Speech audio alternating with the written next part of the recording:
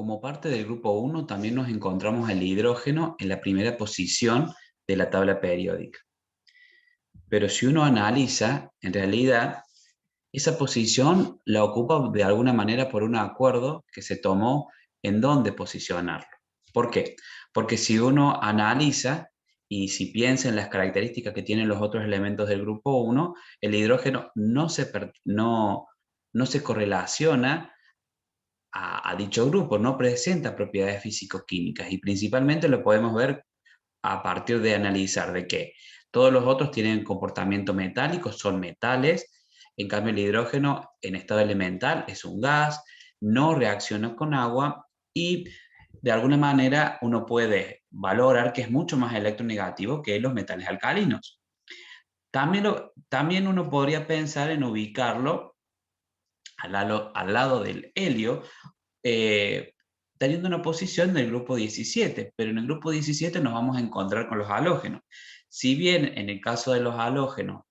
tanto el flúor como el cloro se presentan en estado elemental, en estado gaseoso, como lo es el hidrógeno, de alguna manera el hidrógeno no tiene electrones en un subnivel P, es menos electronegativo que el flúor, que el cloro y que el bromo, y de alguna manera, si uno analiza su reactividad, es mucho menor que la que presentan el flúor, el cloro y el bromo. Por eso, como les comentaba anteriormente, la posición que tiene el hidrógeno de alguna manera es una posición en base a un acuerdo que se alcanzó entre químicos. Si uno tuviese que pensar en su fuente y en su estado natural, uno podría decir que el hidrógeno, considerando el universo, es el elemento más abundante en el mismo. Lo podemos encontrar en las estrellas, constituye el 90% de la masa del Sol y también se puede encontrar en el espacio interestelar. Cuando uno piensa netamente en la Tierra, en el planeta Tierra, uno puede ver de alguna manera que su proporción es mucho menor, escasea, sobre todo a que tiene baja, es muy liviano, ¿sí? Su gravedad es muy pequeña y por lo tanto tiene una marcada tendencia a escaparse como hidrógeno 2. Si ya pensamos netamente en la corteza terrestre, lo podemos tener en cuenta que ocupa el tercer lugar si consideramos el número de átomos, no la masa. Si consideramos el porcentaje,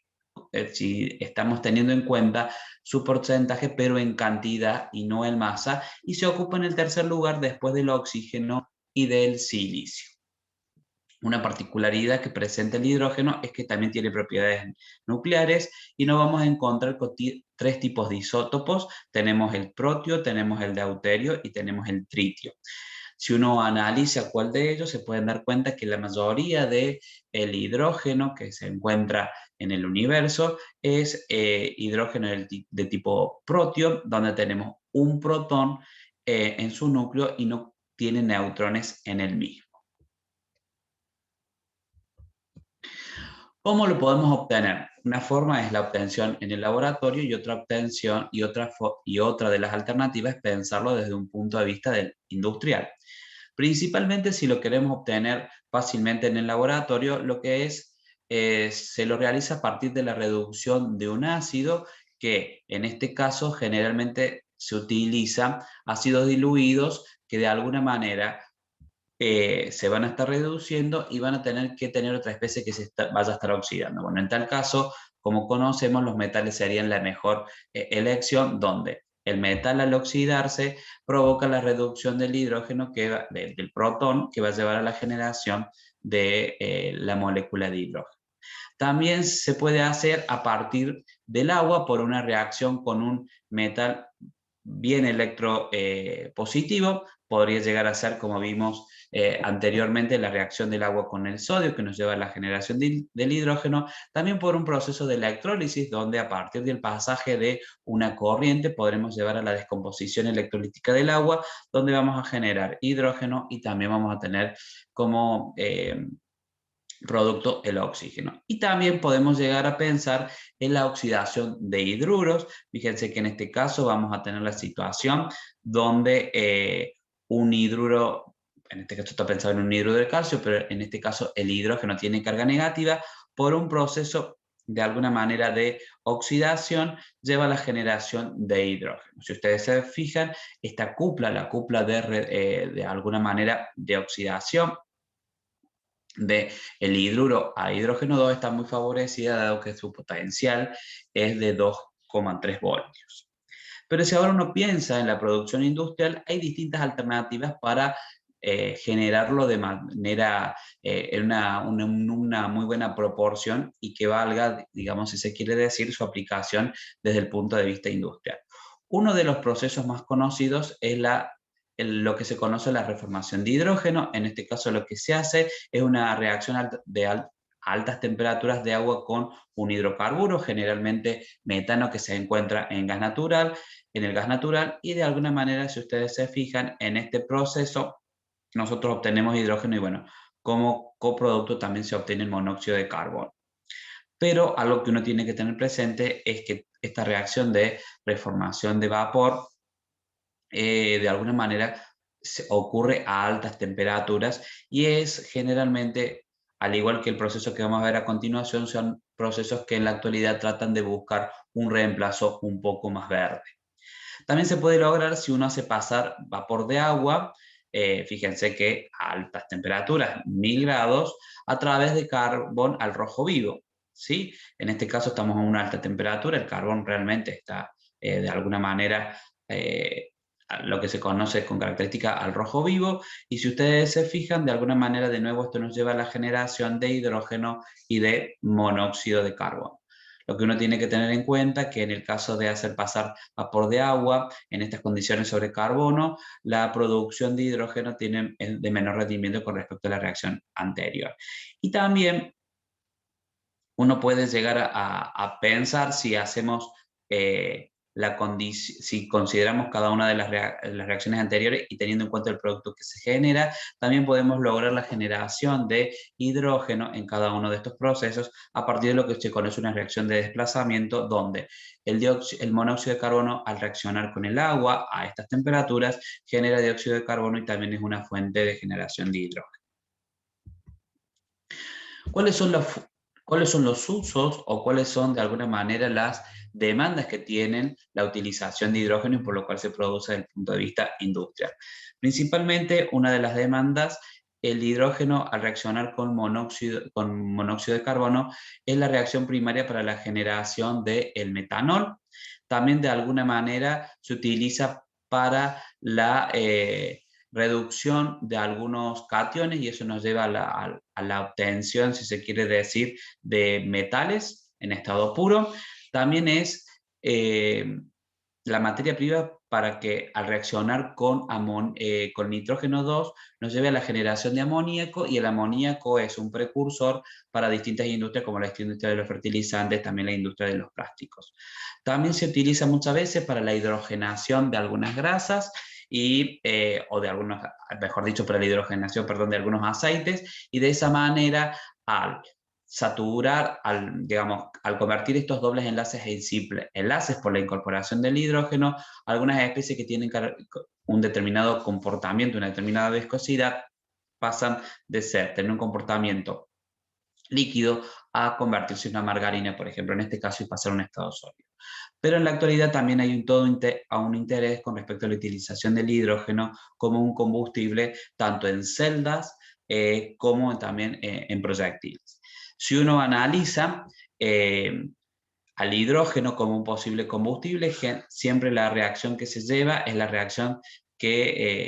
digamos, una reacción donde de alguna manera el hidrógeno se va a estar oxidando, y la presencia del oxígeno nos va a llevar de alguna manera, si se quiere decir, a la reducción del mismo. ¿Sí? Bueno, en este caso, de alguna manera, lo que uno tiene que valorizar que cuando se utiliza una pila de hidrógeno,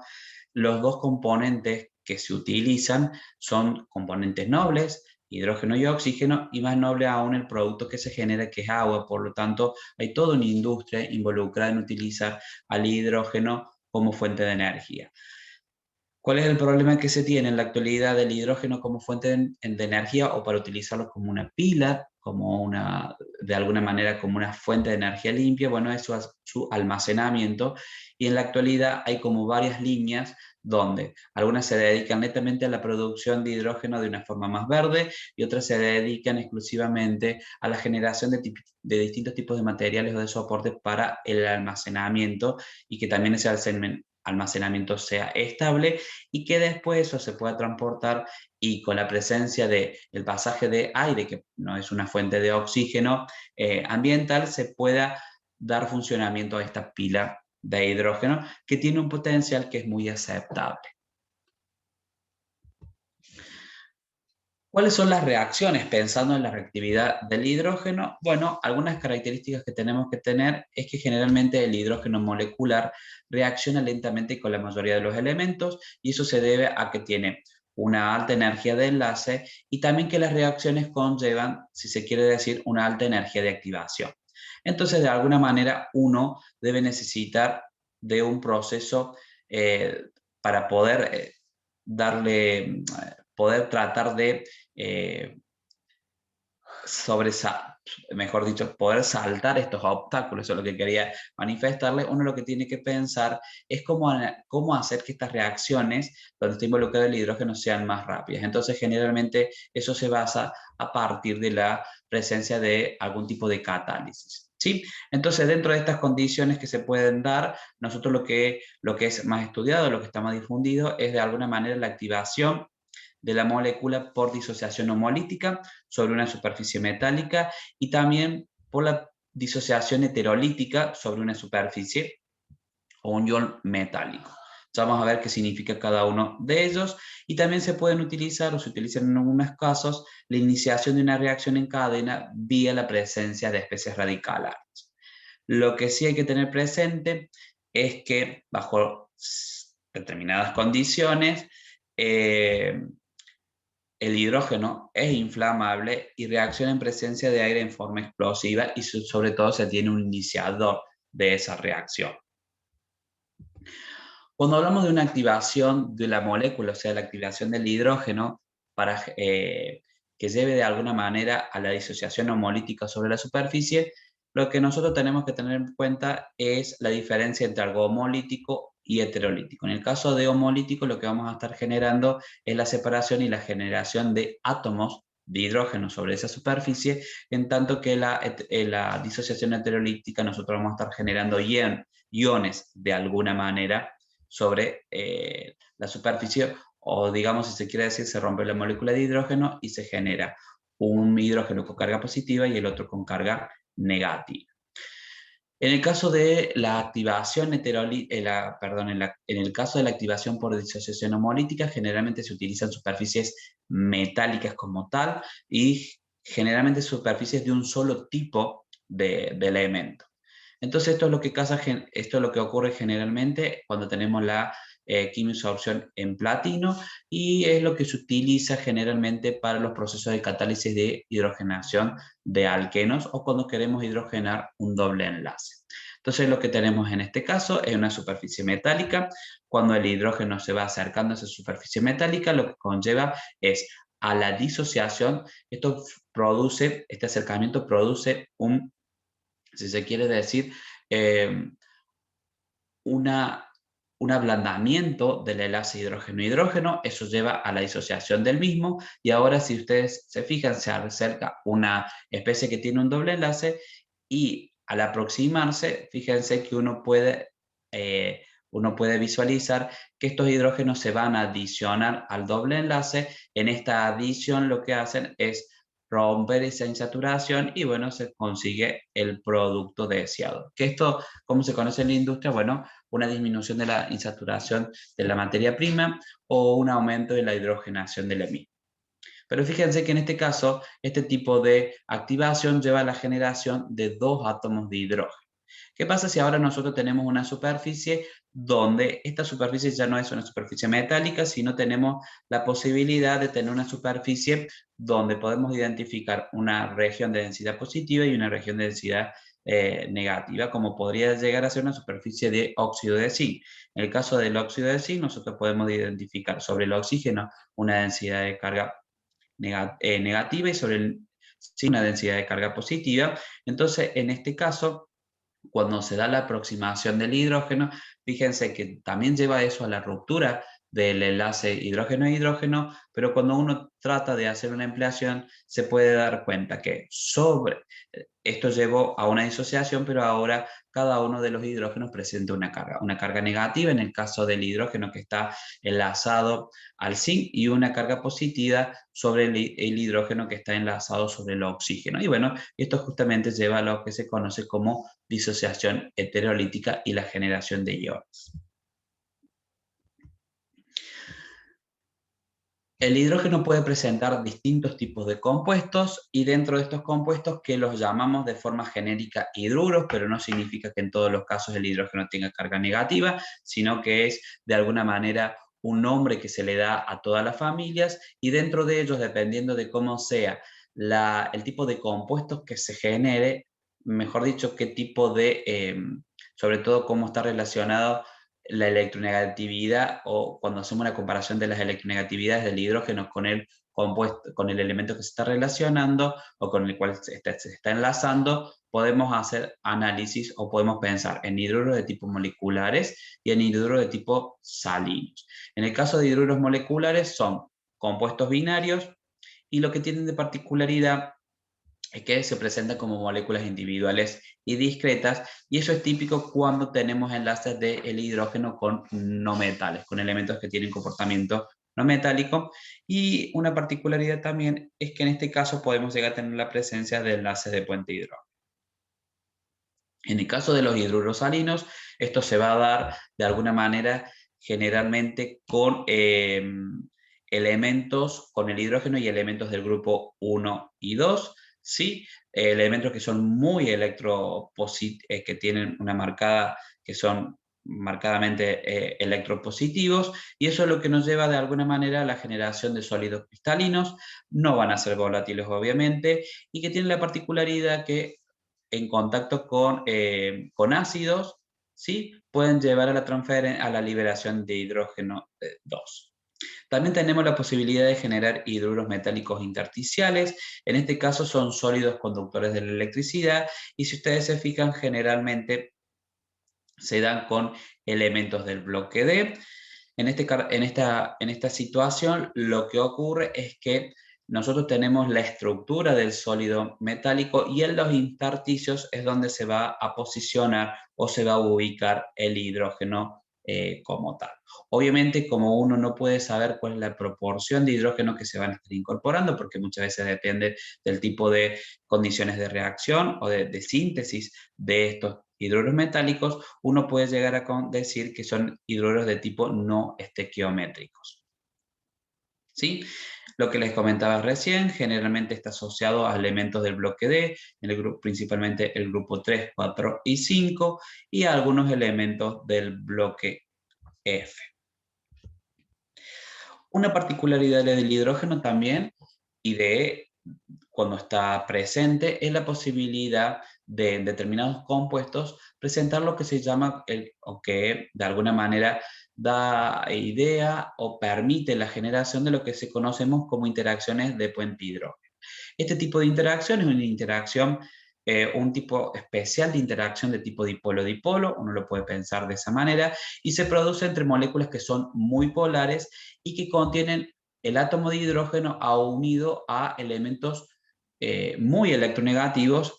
y eso se da con oxígeno, nitrógeno y flúor. ¿Cómo se establece la unión? Y eso es importante que se da, ¿cómo se da la interacción de tipo puente hidrógeno? Se da entre los pares de electrones libres que presenta un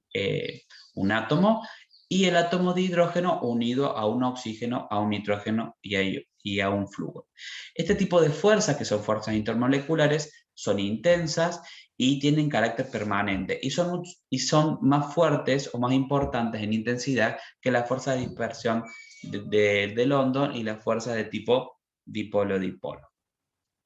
Dentro de una determinada molécula que puede tener la posibilidad de establecer puentes de hidrógeno, nos vamos a encontrar con un átomo de tipo dador de puente hidrógeno, que es el átomo que está unido covalentemente al hidrógeno, y también tenemos un átomo aceptor del puente hidrógeno, que es un átomo que tiene la particularidad, presenta el par de electrones libres, pero que tiene que estar disponible, ¿sí? Y al cual se va a enlazar el hidrógeno. Teniendo en cuenta eso, fíjense que acá nosotros estamos presentando interacciones de tipo puente hidrógeno entre moléculas de amoníaco y fíjense de nuevo, nosotros tenemos acá sobre este hidrógeno una densidad de carga positiva y sobre este par de electrones libres, que es el que establece la interacción de tipo puente hidrógeno, tenemos una densidad de carga negativa y eso permite esta interacción especial. Lo mismo vamos a tener en este caso si tenemos la interacción entre el hidrógeno unido a un átomo de flúor y los pares de electrones libres que están asociados al flúor, lo que permite justamente pensar una densidad de carga negativa y una densidad de carga positiva, y ahora en la interacción que se da entre el hidrógeno y el par de electrones libres como tal, y es lo que se conoce como puente hidrógeno. En este caso estamos mostrando una interacción de tipo puente hidrógeno entre el agua y el amoníaco, y de nuevo remarcar que esta interacción se da entre el par de electrones libres que tiene el nitrógeno y el hidrógeno unido al oxígeno, que es un elemento electronegativo. Teniendo en cuenta esto, teniendo en cuenta este concepto de átomo dador y aceptor, nos vamos a encontrar en situaciones donde se establecen interacciones de tipo puente hidrógeno, donde, por ejemplo, tenemos acá un enlace tipo puente hidrógeno entre el alcohol. Fíjense que acá tenemos el hidrógeno reemplazado por un grupo alquilo, que eso nos da la idea de que esto es un alcohol. Y también tenemos, de alguna manera, algunas moléculas de agua. En este caso, bueno, no hay moléculas de agua, sino que son todas de alcohol, pero también podríamos tener algunos R, estos R reemplazarlos por hidrógeno y que sería una interacción entre una molécula de alcohol y de agua, y en este caso, este tipo de moléculas tienen la posibilidad de tener son compuestos que son dadores porque tenemos un hidrógeno unido a un elemento muy electronegativo que es nitrógeno, oxígeno o flúor, y también tenemos otra molécula que tiene el par de electrones disponibles. En este caso, fíjense que también tenemos una situación, estamos planteando un alcohol que podría ser un alcohol o podría ser agua, y tenemos acá una estructura derivada del amoníaco, que podría ser amoníaco si esta fuera un hidrógeno, y fíjense que de nuevo tenemos la situación de un dador. Acá lo estamos planteando de esta manera porque tenemos el hidrógeno unido a un elemento muy electronegativo y tenemos otro que tiene una disponibilidad de pares electrónicos. Entonces esa sería aceptora. Entonces en este caso tenemos un sistema dador-aceptor de puente hidrógeno. Pero tenemos posibilidades de tener situaciones donde tenemos un dador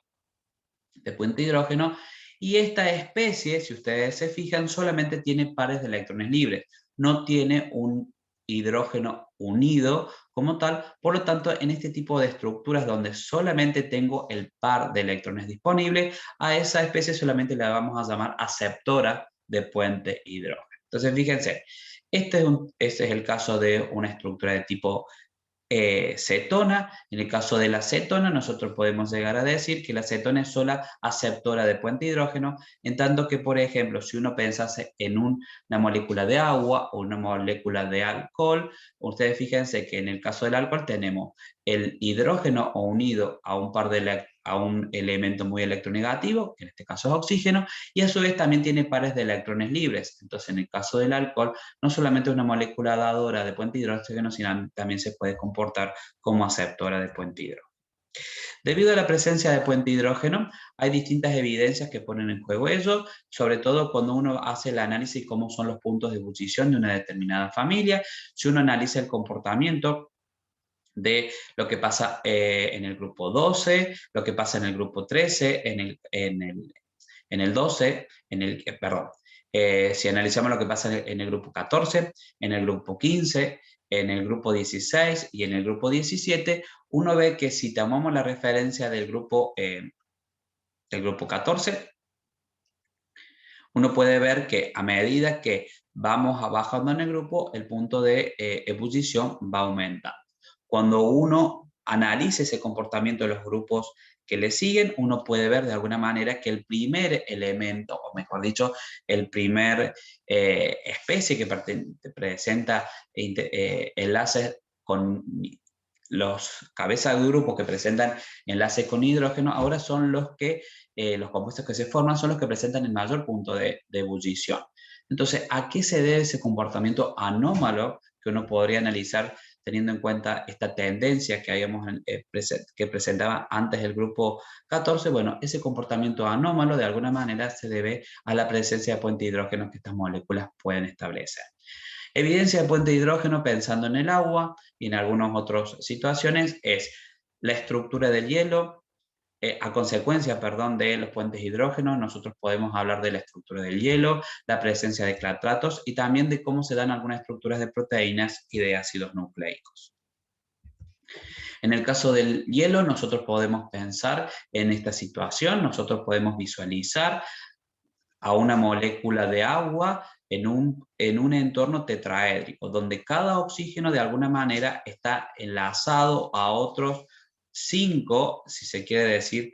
otros 4 hidrógenos, y esos 4 hidrógenos, 2, porque los tiene directamente unidos sobre sí, y otros 2 los va a hacer a partir de una interacción de tipo puente hidrógeno.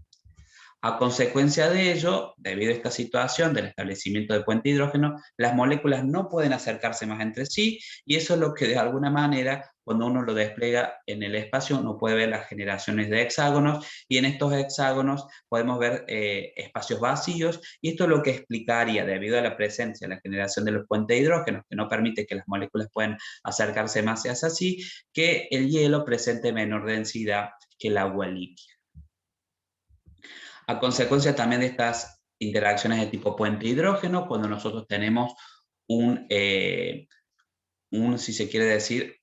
una cadena de aminoácidos unidos a partir de un enlace peptídico, que sería lo que se conoce como una estructura primaria de una proteína. Si ustedes se fijan, esta estructura ahora primaria, que es aminoácidos unidos a partir de enlaces de tipo peptídicos, uno puede llevar, dependiendo de cuáles son las estructuras de estos aminoácidos, a que esta estructura primaria se pliegue. Este plegamiento puede ser de tipo alfa hélice, o puede ser en forma de lámina beta, así se los conoce, ustedes lo verán un poco más adelante, seguramente en biotecnología, pero la estabilidad que se da o la forma que se toman, digamos, de alguna manera lo que es responsable de cada una de estas estructuras es justamente la formación de puentes hidrógenos de tipo intramoleculares, se dan dentro de la misma molécula, y esto es lo que permite, fíjese que acá se establecen interacciones de puente hidrógeno hacia el final y hacia el inicio de la espiral, que determina justamente la formación de la hélice, y también en el caso de las láminas, las interacciones intermoleculares entre las láminas determinan justamente esta conformación. También, a consecuencia de interacciones de tipo puente hidrógeno, es que los ácidos nucleicos pueden aparearse a partir de sus bases. Entonces, si ustedes se fijan, esto es una doble hélice de ADN. Esta doble hélice de ADN, ¿cómo logra que estas dos hebras se puedan mantener unidas? Bueno, esta unión se debe justamente a interacciones a interacciones de tipo puente hidrógeno que se dan entre sus bases nitrogenadas, y cada una de estas bases nitrogenadas tiene una interacción determinada. Por ejemplo, en el caso de la guanina y de la citosina se establecen 3 puentes de hidrógeno, y en el caso de la adenina y la timina se establecen 2 puentes de hidrógeno. Más allá de cuántos puentes de hidrógeno se establecen, es importante que todo este esqueleto que se mantiene unido y que después genera la doble hebra del ADN, o quien es responsable justamente de armonizar esa estructura, es el establecimiento de puentes de hidrógenos entre las bases nitrogenadas. Por eso es importante remarcar la importancia que tiene el puente de hidrógeno para poder explicar propiedades biológicas o estructuras biológicas, como también a comportamientos excepcionales que presenta, sobre todo en sus propiedades físicas, físico-químicas, el agua.